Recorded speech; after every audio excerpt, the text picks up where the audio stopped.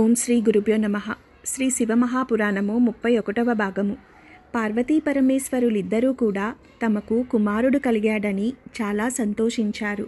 వెంటనే కైలాసము నుండి ఒక రథమును పంపి కుమారస్వామిని కైలాస పర్వతం మీదకు తీసుకుని వెళ్ళారు. తల్లి పార్వతీదేవి పిల్లవాడిని చూడగానే పరవశించిపోయి ఎదురు వచ్చి మూర్ధన్య స్థానమునందు ముద్దు పెట్టుకుంది. ఆయన కూడా పరవశించి మూడవ వాడికి వినపడకుండా షణ్ముఖుడి కుడి చెవి దగ్గరకు తీసుకుని ఆయుష్మాన్ భవ అని 6 మార్లు అన్నాడు. ఇప్పుడు జరగవలసిన దేవకార్యం ఒకటి ఉంది. అదే తారకాసుర సంహారం. సుబ్రహ్మణ్యుడి శక్తి సామాన్యము కాదు. తారకుడిని ఎదిరించడానికి వీలుగా దేవతలందరూ తమ శక్తులన్నింటినీ కుమారస్వామికి దారపోశారు. పార్వతీ పరమేశ్వరులిద్దరూ కలిసి త్రిశూలము, పినాకము, పాశుపతాస్త్రము, గొడ్డలి, శక్తి, శూలము అమ్మవారి శక్తి ఇచ్చారు. శంకరుడు వెనక్కి పిలిచి దగ్గర కూర్చోబెట్టుకొని శాంభవి విద్యను కూడా కటాక్షించాడు. బ్రహ్మదేవుడు వేదములను, యజ్ఞోపవీతమును, గాయత్రీ మంత్రమును, కమండలమును, బ్రహ్మాస్త్రమును, శ్రీ మహావిష్ణువు వైజయంతిమాల, కంఠహారము, ఐరావతమును, వజ్రాయుధమును, వరుణుడు ఒక శ్వేత ఛత్రమును, రత్నమాలను, సూర్యుడు మనోవేగము కలిగిన రథమును, కవచమును, యముడు యమదండమును, చంద్రుడు అమృత కలశమును, అగ్ని మహాశక్తిని, వాయువు వాయవ్యాస్త్రమును, కుబేరుడు గదను, మన్మధుడు కామశాస్త్రమును ఇచ్చారు. పాలసముద్రము అమూల్యమైన రత్నములతో కూడిన ఒక అందెను బహుకరించింది. అమ్మవైపు తాతగారైన హిమవంతుడు వచ్చి కట్టుకోమని పట్టుబట్టలు ఇచ్చాడు. గరుత్మంతుడు చిత్రబర్హనుడు అనబడే ఒక నెమలిని, అరుణుడు తామ్రచూడు అనే కోడిపుంజును బహుకరించారు. అదే కుక్కుట ధ్వజము. పార్వతీదేవి వెనక్కి పిలిచి గొప్ప చిరునవ్వును కానుకగా ఇచ్చిందట. అందుకే మీకు సుబ్రహ్మణ్య స్వామి స్వరూపములు అన్ని చోట్ల చక్కగా చిరునవ్వు నవ్వుతూ ఉంటాయి. అంతేకాక ఐశ్వర్యమును, చిరంజీవిత్వమును ఇచ్చింది. లక్ష్మీదేవి సంపదను, కంఠహారమును ఇచ్చింది. సావిత్రీదేవి సకల విద్యలను ఆయనకు ఇచ్చారు. ఇప్పుడు దేవేంద్రుడితో దేవతలతో కలిసి ఆయన తారకాసుర సంహారమునకు బయలుదేరాడు. దేవసైన్యంతో కూడి వెళ్ళినవాడై దేవసేనానిగా తారకాసుర సంహారం చేశాడు. లోకములన్నీ ఎంతగానో మురిసిపోయాయి. యుద్ధానంతరం సుబ్రహ్మణ్యుడు సంతోషంగా తిరిగి కైలాస పర్వతమును చేరుకున్నాడు. అరిష్టనేమి అనబడే ఒక ప్రజాపతి కుమార్తె దేవసేన. ఈమెకు దైత్యసేన అనే ఒక చెల్లెలు ఉంది. ఒక రోజున దేవసేన తన చెల్లెలైన దైత్యసేనతో కలిసి ఆడుకుంటోంది. ఆ సమయంలో అక్కడికి ఒక రాక్షసుడు వచ్చి దేవసేనను భయపెట్టి ఎత్తుకుపోయే ప్రయత్నం చేశాడు.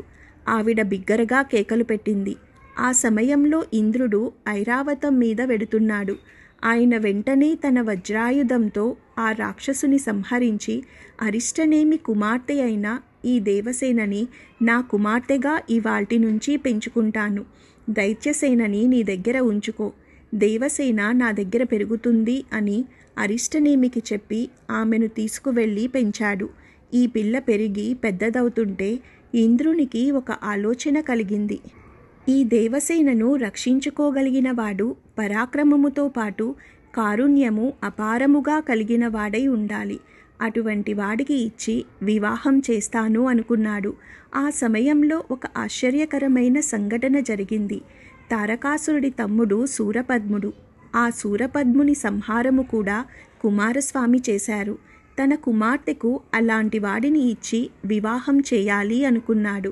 వెళ్ళి కుమారస్వామిని వేడుకొని దేవసేననిచ్చి వివాహం చేసిన స్థలాన్ని తిరుప్పరం కుండ్రం అని పిలుస్తారు. మంచి గుణములు కలగాలంటే కుమారస్వామి ఆరాధనం చేసి తీరవలెనని శాస్త్రం చెప్తోంది. అగస్త్య మహర్షికి ద్రావిడ వ్యాకరణం సుబ్రహ్మణ్య స్వామి వారే నేర్పారు. కాబట్టి అగస్త్యుడికి సుబ్రహ్మణ్యుడు గురువు. సుబ్రహ్మణ్య స్వామి వారు అవతారములను స్వీకరించారు. ఇందులో ప్రధానమైన అవతారం జ్ఞాన సంబంధర్ ఒకటి.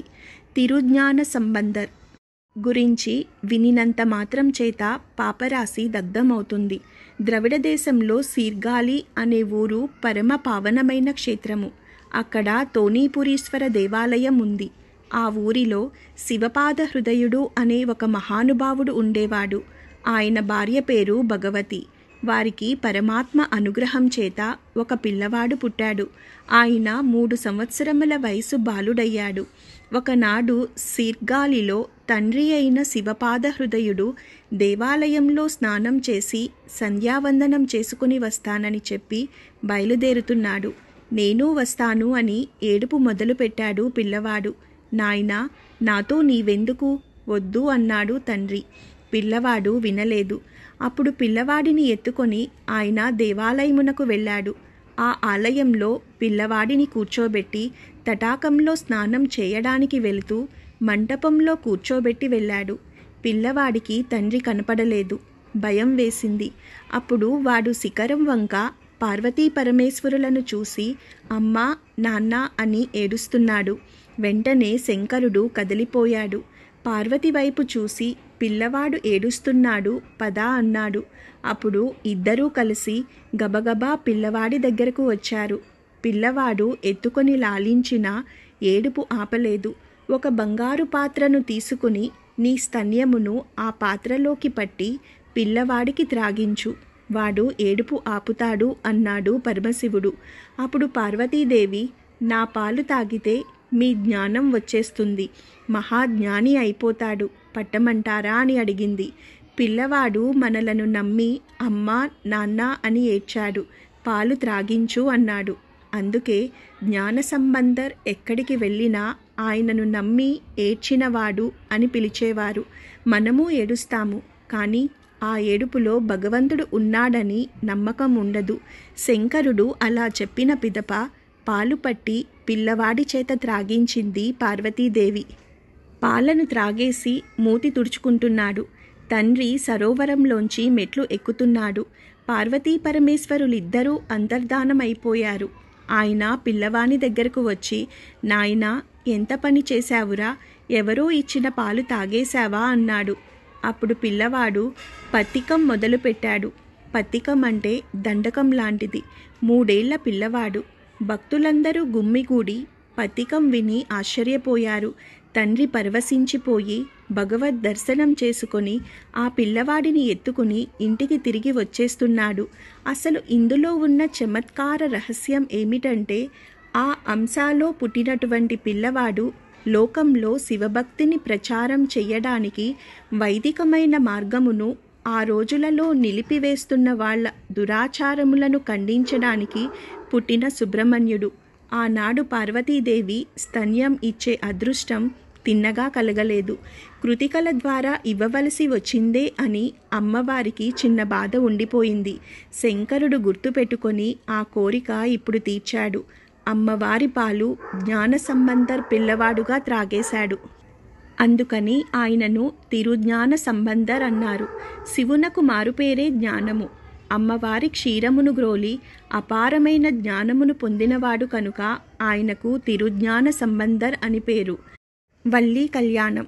ఒకానొక సమయంలో నారద మహర్షి కైలాస పర్వతం మీద స్నేహితులతో కలిసి ముచ్చటించుకున్నటువంటి సుబ్రహ్మణ్యుని సన్నిధానమునకు వెళ్ళారు. లోకములలో తాను చూసిన విశేషములను చెప్పడం మొదలుపెట్టాడు. ఇప్పుడు నారదుడు వల్లీ కళ్యాణం చేయించడానికి వచ్చాడు. ఒక మహర్షి తేజస్సు వలన అయోనిజయై ఒక పిల్ల ఒకటి అరణ్యమునందు పుట్టి ఉండగా ఒక బిల్లు నాయకునికి దొరికింది. ఆ పిల్లను తీసుకువచ్చి ఆయన పెంచుకుంటున్నాడు. ఆ పిల్ల పేరు వల్లి. ఆమె రాశీభూతమైన సౌందర్యము. అటువంటి వల్లి నీ భార్య కావాలి, అది నా కోరిక. ఆ పిల్ల చుట్టూ ఎప్పుడూ పాములు ఉంటాయి. నువ్వు చూసి భయపడకూడదు సుమా. ఎవరు ఆ పిల్ల ఒంటిని పట్టిన పాములను చూస్తారో వాళ్ళు ఆ పిల్ల సౌందర్యమును చూసి ఉండలేక పొంగిపోతారు అన్నాడు నారదుడు. ఆ మాటలను విని సుబ్రహ్మణ్యుడు బిల్లపురానికి వెళ్ళాడు. ఆయన వెళ్ళడానికి ముందే నారదుడు ఆ ప్రాంతానికి వెళ్ళాడు. నారదుడికి బిల్లరాజు ఎదురు వచ్చాడు. మంచి మంచి పువ్వులు, తేనె, పళ్ళు తీసుకువచ్చి నారదుడికి పెట్టాడు. నారదుడు బిల్లరాజుతో, నీకొక శుభవార్త చెబుతాను. మిమ్మల్ని ఉద్ధరించడానికి పరమేశ్వరుడు ఈ పిల్లను నీకు కూతురుగా పంపాడు.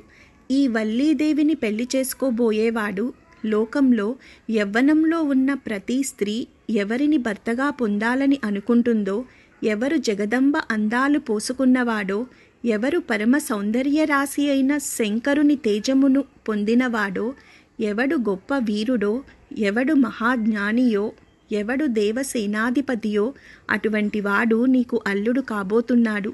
నీ అదృష్టమే అదృష్టం అన్నాడు. బిల్లురాజు నారదుని మాటలు విని చాలా పొంగిపోయాడు. కుమారస్వామి వనంలోకి ప్రవేశించి వల్లీదేవి వంక చూసి, బహుశా బ్రహ్మ తన సృష్టి శక్తిలోని సౌందర్యమునంతటినీ ఒకచోట రాశీభూతం చేసి ప్రాణప్రతిష్ఠ చేస్తే ఆమె ఈ వల్లి అయి ఉంటుంది. ఈ పిల్లతో ఒకసారి మాట్లాడాలి అని అనుకున్నాడు. లతాంగి, నన్ను చేపట్టవా అని అడిగాడు. ఆవిడ ఈయన వంక చూసి, అబ్బా ఇతడు ఎంత అందగాడో అనుకుని, నారదుడు మా ఇంటికి వచ్చినప్పుడు నాకు సుబ్రహ్మణ్యుడితో వివాహం అవుతుందని చెప్పాడు. ఈ పిల్లవాడు అందగాడు కావచ్చు, కానీ నా మనస్సునందు పాప పంకిలమైన భావం కలుగరాదు. నేను సుబ్రహ్మణ్యుడికి చెందిన దానను. పార్వతీ పరమేశ్వరుల కుమారుడు అయి ఉంటే నా రొట్టె విరిగి నేతిలో పడినట్లే కదా అనుకుని, ఇంట్లో పెద్దవాళ్ళు ఉన్నారు, ఏదైనా అడగవలసి వస్తే మా తల్లిదండ్రులను అడగాలి. అయినా కుమారస్వామి నాకు భర్త అవుతాడని నారదుడు చెప్పాడు. అందువల్ల నా మనసు ఆయనకు అర్పించబడింది అని చెప్పింది. ఆమె అలా చెప్పగానే మహానుభావుడు సుబ్రహ్మణ్యుడు ఒకసారి తన నిజరూపమును చూపించాడు. ఆ తల్లి పొంగిపోయింది. ఇంతలో తండ్రి వచ్చి ఇంటికి తీసుకువెళ్ళిపోయాడు. ఇంటికి వెళ్ళిన తర్వాత ఆ పిల్ల మనస్సులో కుంది ఏడుస్తోంది. అయ్యో, ఎక్కడి మహానుభావుడు, నేను ఒక్క మాట నోరు తెరిచి చెప్పలేదు. చెలికత్తె, ఎందుకమ్మా బెంగ పెట్టుకుంటావు? ఒక ఆకు మీద ఉత్తరం రాసి ఇవ్వు, నేను పట్టుకుని వెళ్ళి ఆయనకు ఇస్తాను అంది. అక్కడ సుబ్రహ్మణ్యుడు పుష్పవాటిక యందు ఒక సరోవరం ఒడ్డున కూర్చుని ఉన్నాడు. చెలికత్తె వెళ్ళి పత్రం చూపించింది. ఆయన చదివి, వల్లీదేవి దగ్గరకు వెళదాము అన్నాడు. అప్పుడు చెలికత్తె, అలా వద్దు, నేను పిల్లను తీసుకువస్తాను అని చెప్పి వెళ్ళి వల్లీదేవిని తీసుకువచ్చింది.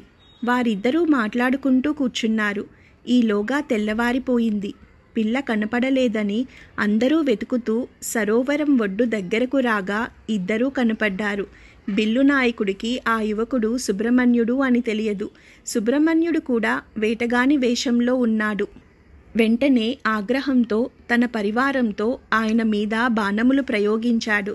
సుబ్రహ్మణ్యుడు నవ్వుతూ వాటినన్నిటినీ స్వీకరించి వల్లీదేవి వంక చూసి వారి మీద సమ్మోహనాస్త్రమును ప్రయోగించాడు. అందరూ క్రిందపడి స్పృహ తప్పిపోయారు. అప్పుడు వల్లీదేవి తన వాళ్ళందరూ పడిపోయారని ఏడ్చింది. అప్పుడు స్వామివారు అనుగ్రహించేసరికి మరలా వారందరికీ స్పృహ వచ్చి లేచారు. వారు లేచి చూసేసరికి శూలం పట్టుకొని నెమలి వాహనం మీద వల్లీదేవితో కలిసి కూర్చున్న సుబ్రహ్మణ్యుడు సాక్షాత్కరించాడు. ఆ బిల్లులందరూ నేల మీద పడి సుబ్రహ్మణ్యుడికి సాష్టాంగ నమస్కారం చేసి పొంగిపోయారు. నారదుడు దేవసేనతో పార్వతీ పరమేశ్వరులతో అక్కడికి వచ్చాడు. నేనెంత భాగ్యవంతురాలినో కదా అనుకుని వల్లీదేవి పార్వతీ పరమేశ్వరులకు నమస్కరించింది. అప్పుడు సంతోషంగా పార్వతీ పరమేశ్వరులతో దేవసేనతో కలిసి ఏ అరమరికలు లేకుండా ఆనాటి నుండి ఈనాటి వరకు భక్తుల కోర్కెలు అనుగ్రహించడానికి సుబ్రహ్మణ్య స్వామివారు తిరుత్తణియందు వెలసి ఉన్నారు. సుబ్రహ్మణ్యుడిని పూజిస్తే మన పాపములన్నీ దగ్ధమైపోతాయి, వంశాభివృద్ధి జరుగుతుంది. ఓం శివాయ నమః. సర్వే జనా సుఖినో భవంతు. లోకా సమస్తా సుఖినో భవంతు.